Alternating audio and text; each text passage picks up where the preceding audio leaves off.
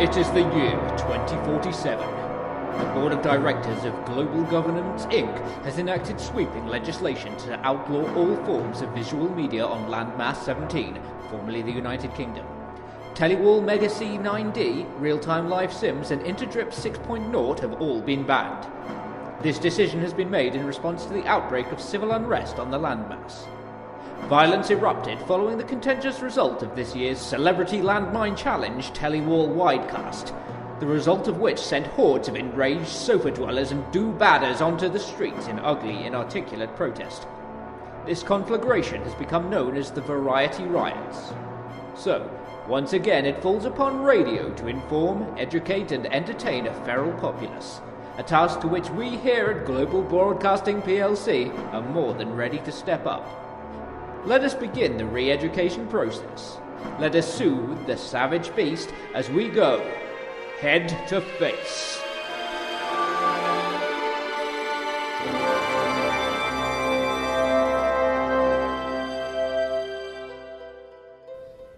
Welcome and be gentle to the third episode of Head to Face, with me, Stanley Mendicant, winner of 3 Clini Awards. Infojection.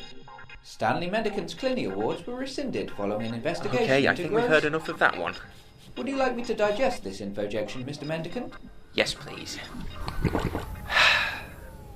Well, here I am, trapped in Module 2647B, forever orbiting the Earth at an altitude of 358 kilometres, staring endlessly at this particularly picturesque spiral arm of the Sony Way.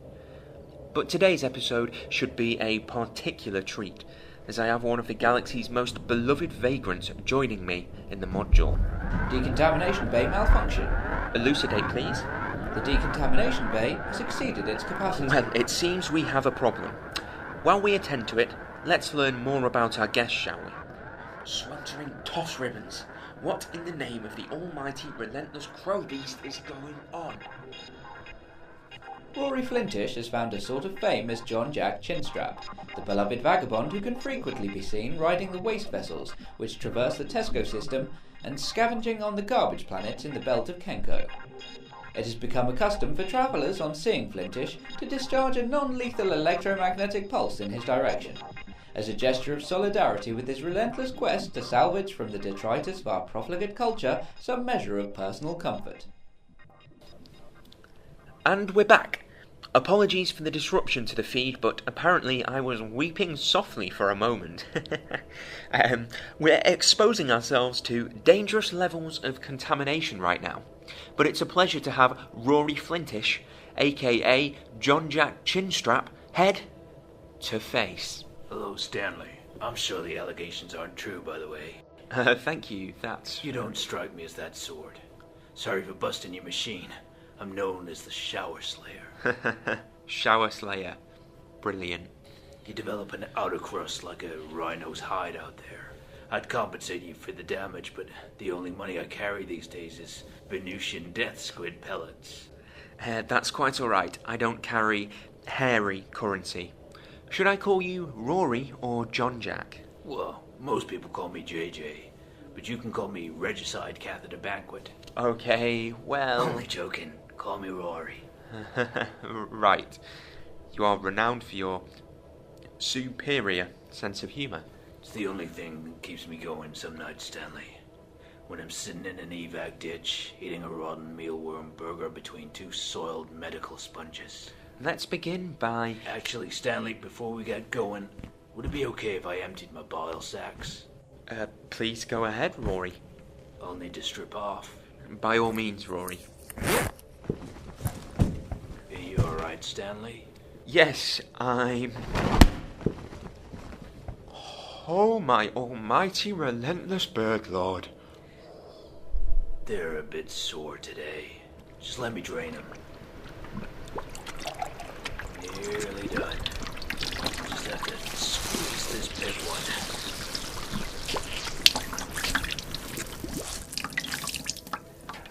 Let me empty your bucket into the evac unit. No! I can sell that. That'll fetch 800 Venusian death squid pellets in the pest control trade. Oh, that's a powerful stench, Rory. It reminds me of when I visited the Antique Meat Museum on Kepler 439c. I lost all my sense of smell in a fridge explosion. How fortunate. Oh, that's better. They've been bothering me all the way here. Are you sure you're alright, Stanley? You look very pale. No, I'm fine. Just a little atmos shock. That'll be the fumes. It'll settle in a minute. Should I activate the emergency recording, Mr. Mendicant? No, please pump some lovely gas at us.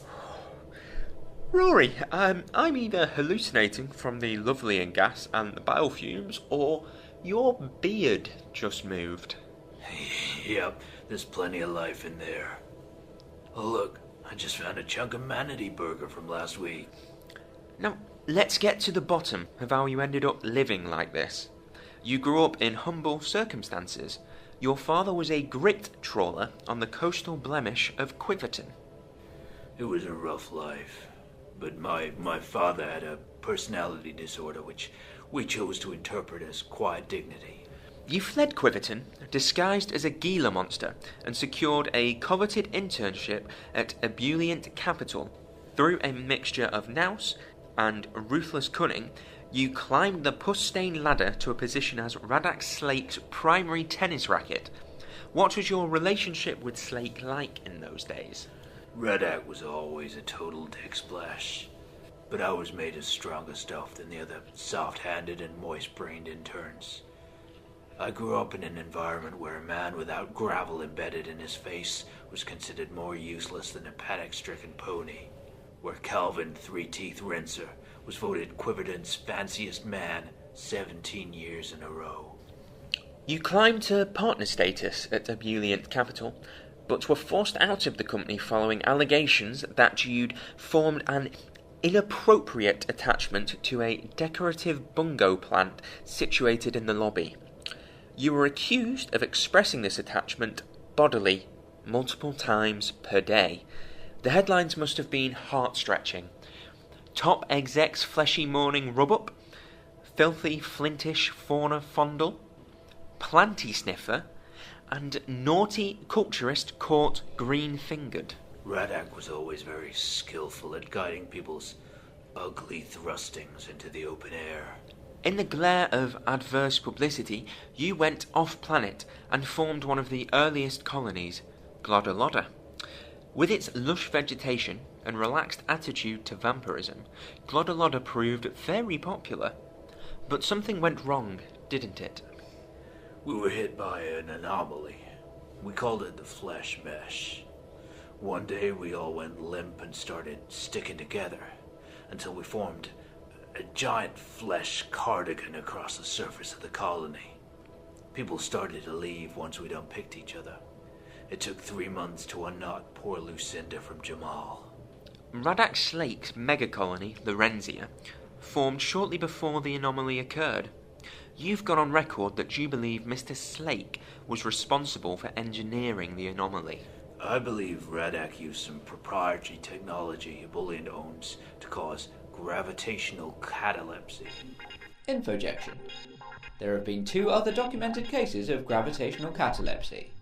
In 2038, the inhabitants of the Neil settlement formed into the shape of a pelvic girdle for 7 months, surviving on bodily runoff until the Neils were challenged by a senior pelican. In 2042, an intimidation vessel was sucked into a possibility field. The vessel's crew of 30 was captured on the security interface, trying to meld into a nappy full of ampersand's before the vessel crashed into a disused tomato planet.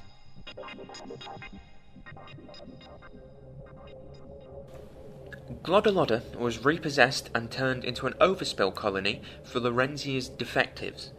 It was then that you decided to set off into the great hostile expanse of space, with only a baby denglong called Ninty for company. Yeah, sadly Ninty tried to bite off my ears while I was sleeping, and I had to crush his little windpipe. It was the saddest meal of my life when I cooked him.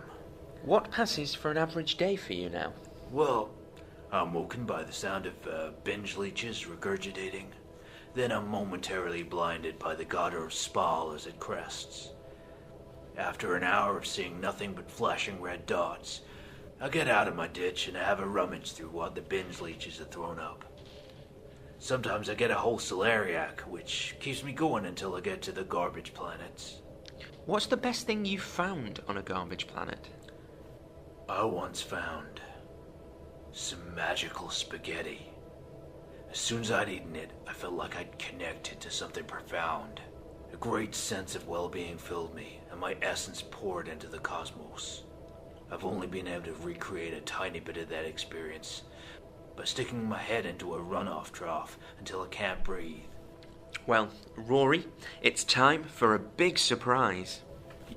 You found some more magical spaghetti? No, Rory, no such thing exists. What you experienced was horror gland contraction from eating burnt-out interdrip cables. No, the surprise we have is epoch shafting in its import. Because, for the first time in 9 years, Rory Flintish and Radak Slake will go head to face. That's right. Joining us now via holodrop is Radak Slake. Mr. Slake, will you please materialise? Here I come, Stanley. Mr. Slake, can I begin by complimenting you on your new host body?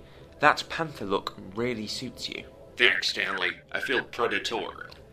I can feel the electricity in this module right now.